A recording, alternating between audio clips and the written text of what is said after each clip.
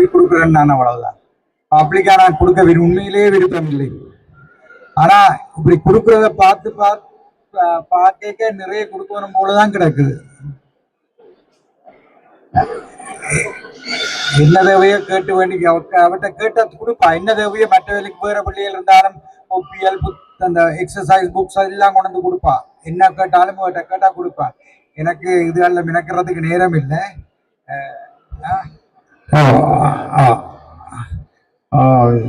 அதுதான்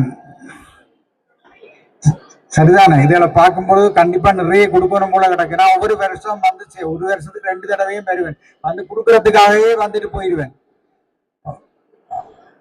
ஓகே, நன்றி, வணக்கம்மா. 2 விஷயம் மட்டும் எங்களுக்கு கேட்கணும். இந்த மாதிரி ஒரு நிகழ்ச்சி வந்து நிகழ்ச்சியா பண்ணி எல்லாருக்கும் கொடுக்கணும் அப்படின்ற எண்ணம் உங்களுக்கு எப்ப தோணுச்சா? இதுக்கான காரணம் என்ன? அது சிறு வயதிலேருந்தே வந்திருக்கு அந்த எண்ணம். கொடுத்து கொண்டே இருக்கணும் போல இருக்கு. இங்க வந்ததை இன்னும் கொடுக்கணும் போல கிடக்குது. அவ்வளவுதான். யாருக்கு என்ன கேட்டான்னா கொடுக்கணும். ஒரு காலம் இல்லை என்ற வழக்கம் இல்லை. அவ்வளவு.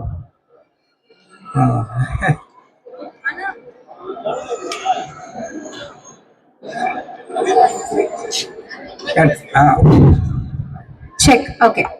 சோ நீங்க சின்ன வயசுல இருந்தே நீங்க உதவிட்டு இருக்கீங்கன்னு சொன்னீங்க. அதுவும் 12 வயசுல இருந்து உதவிட்டு இருக்கீங்கன்னு நீங்க சொன்னீங்க. எந்த மொமெண்ட்ல யாரை பார்த்து நீங்க இன்ஸ்பயர் ஆனீங்க சார் உதவி பண்ணணும் அப்படின்னு? இந்த டிசேபிள் பிள்ளைகளை பார்த்தோன்னா எனக்கு ஒன்றுமே ஓடாது. இங்க உடனே பார்த்தேன். சில பிள்ளைகளை பார்த்தோன்னா பெரிய கஷ்டமா இருக்குது. அவைகளை விட அந்த தாய்மார் இவ்வளவு கஷ்டப்படுகிறோம் அந்த டிசேபிள் குழந்தைகளை வச்சு கொண்டு. பட் எல்லா விஷயம் பண்ணும் போதுமே நமக்கு ஃபேமிலி சப்போர்ட்னு ஒண்ணு கண்டிப்பா வேணும்ல. நம்ம நார்மலா ஒரு ஜாப் பண்ணணும்னாவே நமக்கு ஒரு ஃபேமிலி சப்போர்ட் தேவை. பட் நீங்க வந்து ஆயிரங்கள்ல இல்ல கோடிக்கணக்குல செலவு பண்ணி நீங்க நலத்திட்டங்கள் பண்ணிட்டு இருக்கீங்க. நிறைய பேருக்கு தேவையான விஷயங்களை கொடுத்துட்டு இருக்கீங்க. ஃபேமிலில இருந்து என்ன மாதிரியான சப்போர்ட் இருக்கு? அவங்க எந்த அளவுக்கு உங்களுக்கு சப்போர்ட்டிவா இருந்திருக்காங்க ஃப்ரம் த பிகினிங் ஸ்டேஜ்?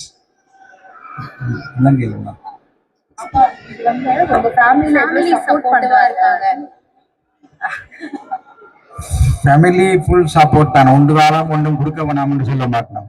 நிறைய குடும்பம் தான் சொல்லுவீனம். நான் சுவிட்சர்லாந்துல இருக்கிறேன்னா அங்கே விட்டுட்டு இலங்கையில இருக்கிற காரணம் மக்களுக்கு உதவி செய்ய வேணும்ன்றதுக்காகத்தான். என்னுடைய பிள்ளைகள் எல்லாரையும் விட்டு இங்க வந்திருக்கிற காரணமே அதுதான். நான் தனியே இருக்கிறேன். இடையில போய் பார்த்துட்டு வருவேன். அவையிலும் வந்துட்டு போயிடும். அவ்வளவு. Okay, one last question sir. நம்ம வந்து இந்த உலகத்துக்கு வந்திருக்கோம். நம்ம இவ்வளவு தூரம் சர்வை பண்ணிருக்கோம்னா எல்லாத்துக்கும் ஒரு காரணம் இருக்கும். அதுக்காக நம்ம ஓடிட்டு இருப்போம். பட் நம்ம யங்கர் ஜெனரேஷனுக்கு ஒரு அட்வைஸ் கொடுப்போம்ல. நீ இந்த மாதிரி இரு, இந்த மாதிரி பண்ண. யங்கர் ஜெனரேஷன் ஆர் உங்க கிராண்ட் சில்ட்ரனுக்கு ஏதாவது நீங்க அட்வைஸ் கொடுக்கணும்னா என்ன கொடுப்பீங்க? தண்டிச்சு ஒருத்தருமே இயலாதுன்னு இருக்காம ஏதாவது ஒரு சிறு தொழிலை துவங்கி செய்யக்கூடியதா இருக்கணும். இல்லாட்டி ஏதாவது ஒரு தொழில் முயற்சி கொண்டு இருக்க வேணும் தான் நான். அப்படியான இதுகளுக்கு தேவையண்டா கூட நீங்கள் கிருத்திகா மேடத்தை கண்டக்ட் பண்ணா உதவி செய்வா. என்னட்ட கேட்டுட்டு செய்வா. என்னட்ட கேட்காமலே செய்யலாம்ன்ற அவருக்கு ஒரு பெர்மிஷன் கொடுத்துருக்கு. சரி, கேட்டா வணக்கம். ஓகே. இந்தவே உணவை தாண்டி ஒரு விஷயம் போதும்னு நம்ம சொல்லவே மாட்டோம் இல்லையா? ஒரு உணவுக்கு மட்டும்தான் போதுங்கிற எண்ணமே வரும். ஒரு லெவலுக்கு மேல நம்மளால சாப்பிடவே முடியாது. போதும் போதும் போதும் போதும்னு சொல்லுவோம். காசோ பணமோ சொத்தோ இன்னும் வேணும்னு மனசு சொல்லிக்கிட்டே இருக்கும். அதே மாதிரி நம்ம பிரபஞ்சத்துக்கிட்ட என்ன கேட்கிறோம் அப்படிங்கறதுதான் எல்லாமே இருக்கு. உண்மையாவே நமக்குன்னு கேட்கும் போது அது நடக்கும். கொஞ்சம் லேட் ஆகும். ஆனா இன்னொரு உயிருக்காக நீங்க கேட்டு பாருங்களேன், அது உடனே நடக்கும். ஐயோ யாரோ ஒருத்தவங்க கஷ்டப்படுறாங்க அப்படின்னு சொல்லி ஒரே ஒரு விஷயம் நீங்க கன்வே பண்ணுங்களேன், 100 பேர் உதவி செய்யறதுக்கு வந்து நிப்பாங்க. அந்த மாதிரி ஒரு நல்ல உள்ளம் எங்களை நம்பி இவ்வளவு பெரிய விஷயத்த பண்ணிருக்காங்க. தியாகி ஐயா, ரொம்ப ரொம்ப நன்றி. எங்களை நம்பினத்துக்கும் எங்களுக்கு இவ்வளவு சப்போர்ட்டிவா இருந்ததுக்கும்.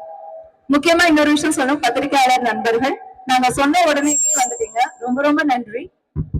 ரொம்ப ரொம்ப நன்றி அப்படிங்கறதுல ரொம்ப ரொம்ப கிரேட்ஃபுல்லா இருக்கும். Thank you Nixon sir, thank you Bhuvan sir. நீங்க உடனே எங்களுக்காக வந்திருந்தீங்க. அண்ட் சரவணன் சார், உங்களுடைய சப்போர்ட் ஐயாவை வந்து நாங்க எவ்வளவு தூரம் வேணாலும் இனிமே இந்தியால பாக்கலாம் அப்படிங்கிற அளவுக்கு சப்போர்ட் பண்ணிருக்கீங்க. Thank you so much.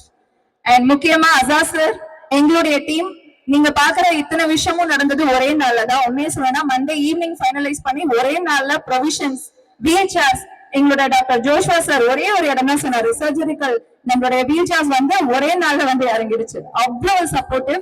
அண்ட் இது வந்து ஆட்டோ வந்து 2 லட்சம் ரூபாய் கொடுத்து ஒரு 2 ஃபேமிலிக்கு ஹெல்ப் பண்ணிருக்காரு. அவங்க நாங்க இங்க கூப்பிட முடியல. அது மட்டும் இல்ல, கிட்டத்தட்ட 15 லட்சம் ரூபாய் இன்னைக்கு வரைக்கும் செலவு பண்ணிருக்காரு. இந்த ஒரு நாள்ல சொல்றேன், அவர் வந்ததுல இருந்து. நம்ம கிட்ட பணம் இருந்துச்சுன்னா சொத்து வாங்கணும்னு மட்டும்தானே எல்லாருக்கும் தோணும்.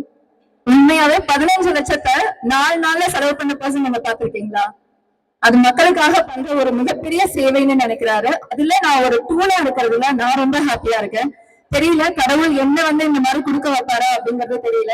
5 வருஷத்துக்கு முன்னாடி வரைக்கும் ஒரு ஆர்ஃபனேஜ் போய் ஒரு கேக் வெட்டுறதுதான் சமூக சேவைன்னு நினைச்சேன்.